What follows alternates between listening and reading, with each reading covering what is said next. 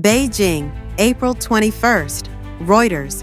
China on Monday accused the United States of abusing tariff policies and warned other countries not to make economic deals with the United States that harm China's interests.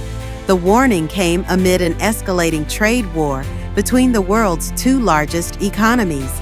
China's Commerce Ministry said Beijing would firmly resist any attempt by any party to make deals that compromise China's interests and was ready to take firm and reciprocal measures in retaliation. The statement was in response to a Bloomberg report citing sources who said President Donald Trump's administration was trying to force countries seeking tariff relief or exemptions from the United States to restrict trade with China, including through financial sanctions. On April 2nd, Trump delayed imposing massive tariffs on dozens of countries, excluding China. The United States has also designated China as the country with the highest import tariffs. Washington has imposed a 145% increase in tariffs on Chinese imports, prompting Beijing to impose 125% retaliatory duties on U.S. goods. However, China said last week that it has no plans to raise tariffs further. China's Commerce Ministry asserted that the U.S. has abused tariff policy in the name of equality and forced its trading partners to engage in reciprocal tariff negotiations. The Chinese government expressed its readiness to defend its rights and interests while strengthening cooperation with other countries. Bo Zhengyuan, a partner at policy consulting firm Plenum, said that many countries are reluctant to take sides in this conflict, especially those that are highly dependent on China for investment, industrial infrastructure, technology, and consumption. Countries like those in Southeast Asia tend not to give in to U.S. pressure, he said. In protest, China will hold an informal meeting of the UN Security Council this week to accuse the U.S. of intimidation and undermining global efforts for peace and development through the use of tariffs as an economic weapon. Meanwhile, U.S. Trade Representative Jamieson Greer claims that nearly 50 countries have contacted him to discuss the high tariff policies imposed by President Donald Trump. Several countries, such as Japan and Indonesia, have started bilateral talks.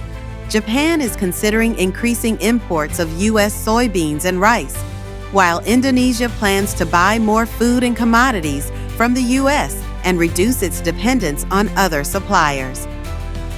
Trapped in a trade war, Trump's tariff policy has created turmoil in financial markets. Investors' concerns about disruptions to global trade are growing, even potentially pushing the world economy into recession. On Monday, China's stock index only recorded a slight increase, reflecting a minimal response to the Ministry of Commerce's statement. However, investors' attitudes towards Chinese assets remain cautious as the risk of slowing growth increases. In addition, the Trump administration continues to try to limit Beijing's progress in developing advanced semiconductor chips, which are considered potentially used for military purposes. The U.S. has also recently imposed additional fees on Chinese-made ships entering its ports in an effort to reduce China's dominance in the shipping industry.